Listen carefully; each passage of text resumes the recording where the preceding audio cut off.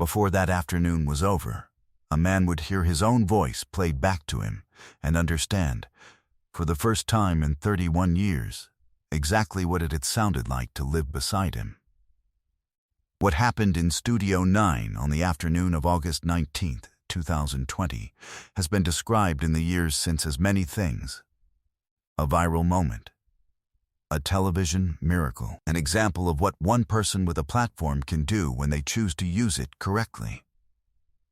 But the people who were in that room, the ones who watched it happen from 10 and 20 and 30 feet away, describe it differently. They say it was the most uncomfortable thing they had ever witnessed on a stage, and also the most necessary. They say it was the moment a man looked at himself and could not look away.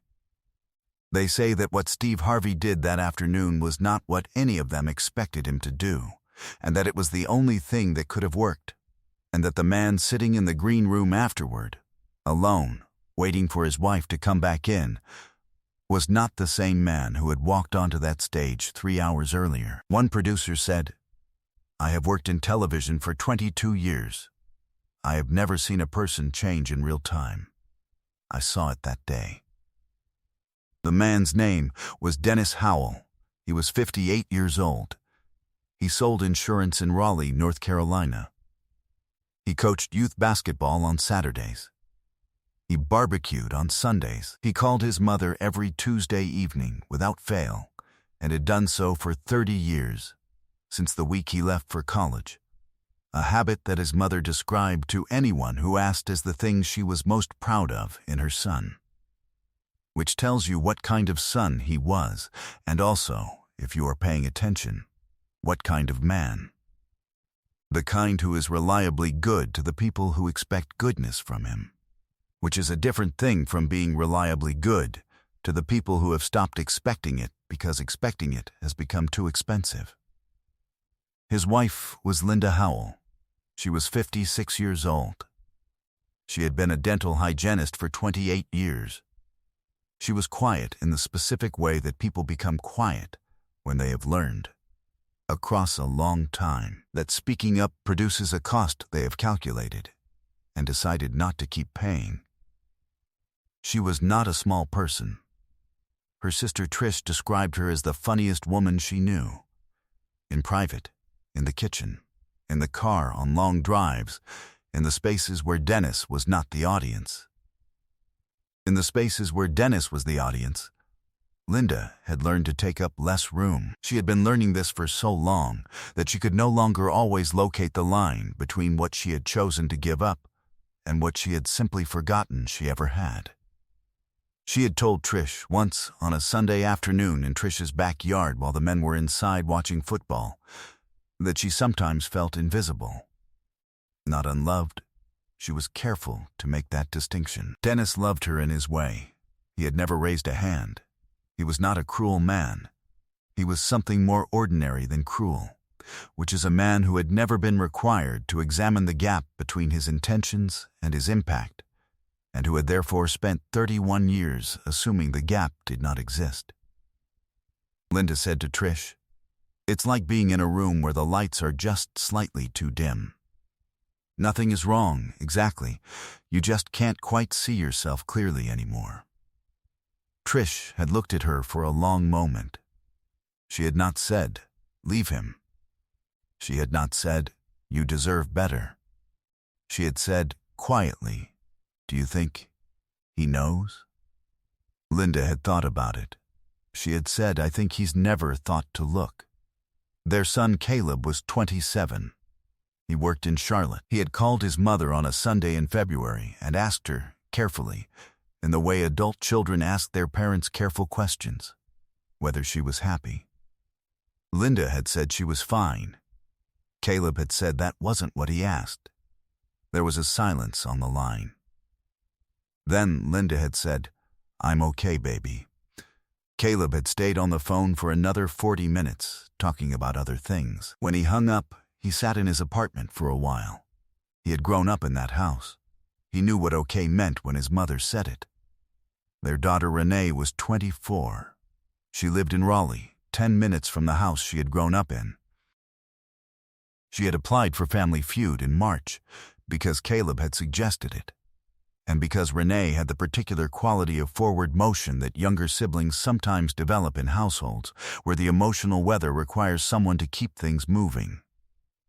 She had filled out the application in 20 minutes and submitted it before she could overthink it. And she had written in the family description that her parents had been married for 31 years and that her mother was one of the funniest and most generous people she had ever known, and that she deserved a good day.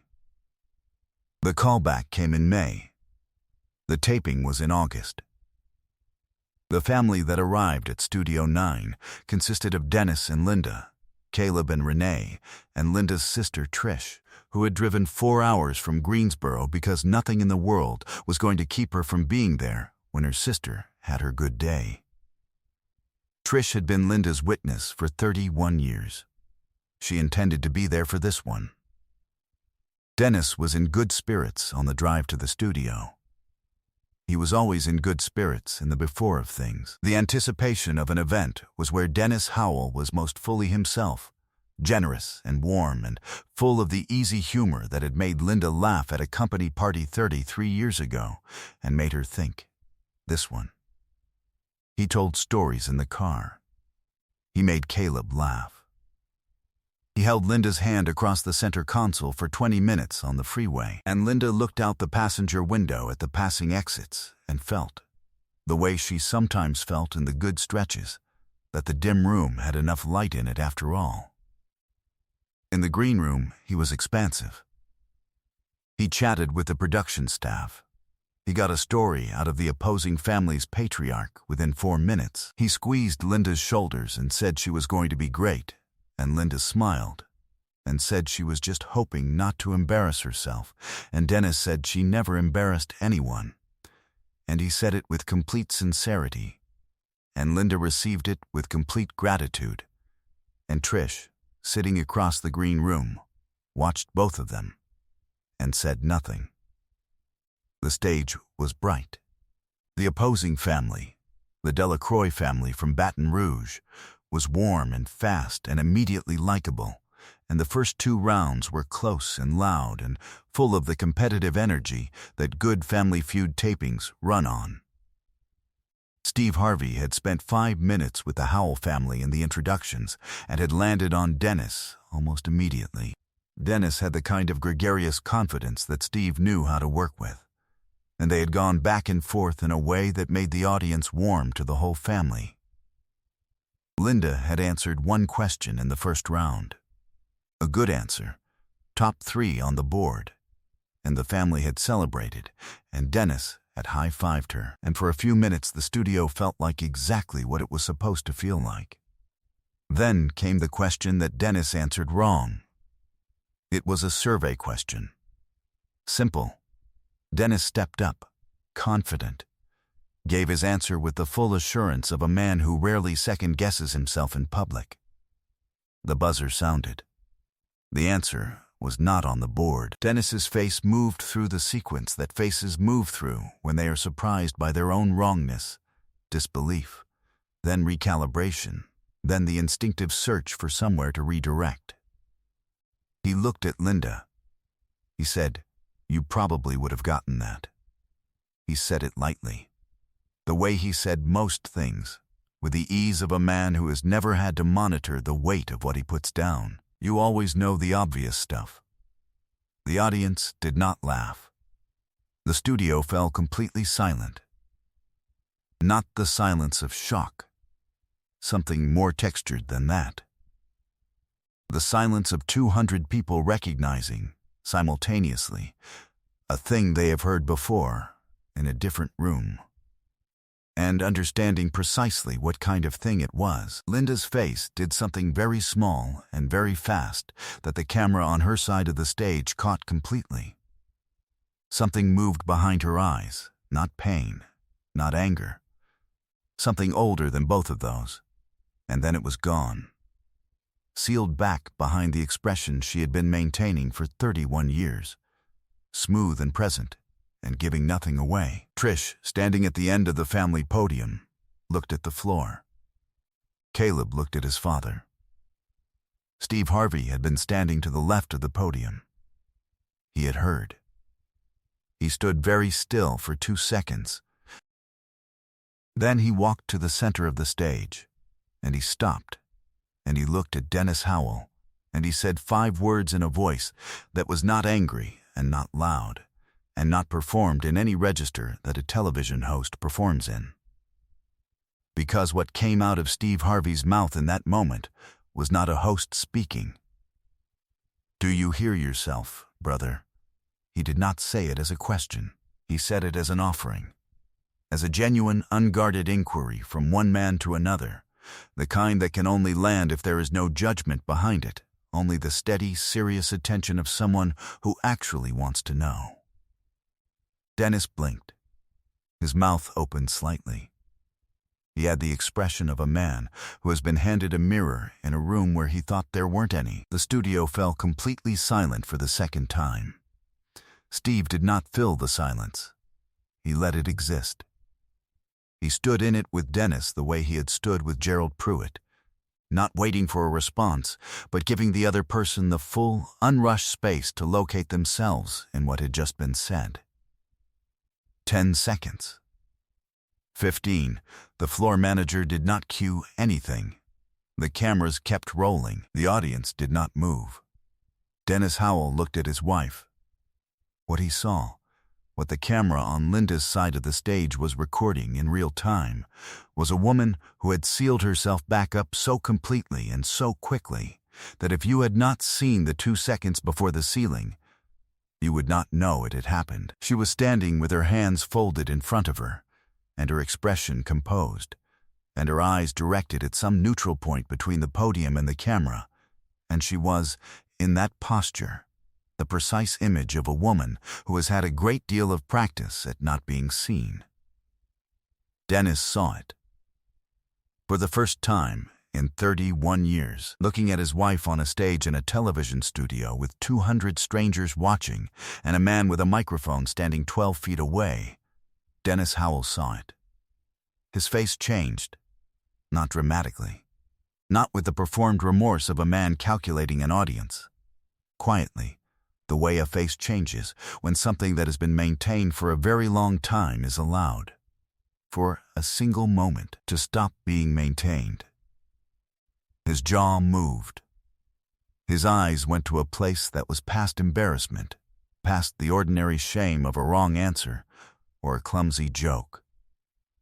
He was looking at his wife, and she was not looking back at him, and the distance between those two things, the distance between his looking and her not looking, was 31 years wide. And he could feel it, and the cameras caught him feeling it. He said, "Linda." She looked at him. He said, "I'm sorry." He said it the way people say things when they mean more than the words contain, not the quick, reflexive apology of social lubrication, but the slower, more effortful kind that arrives when a person has genuinely reached a bottom. "I'm sorry. That's what I do." Isn't it? It was not a question. That's what I do. The studio fell completely silent for the 3rd time. Linda looked at her husband. Her expression had opened slightly. Not forgiveness. Not yet. That was not a thing that happened in 40 seconds on a game show stage, but recognition. The recognition of a woman who has been waiting, without letting herself know she was waiting, for a specific thing to be said, and who is now hearing something in the approximate shape of it, and does not yet know what to do with the feeling that produces. But Steve wasn't done. He walked toward Dennis slowly. He stood beside him. He said, and this time he was speaking to the audience, to the cameras, to everyone watching at home, "I want to say something. This man just did one of the hardest things any person can do." He heard himself. Not the version he thinks he is, the version that actually lands on the people he loves.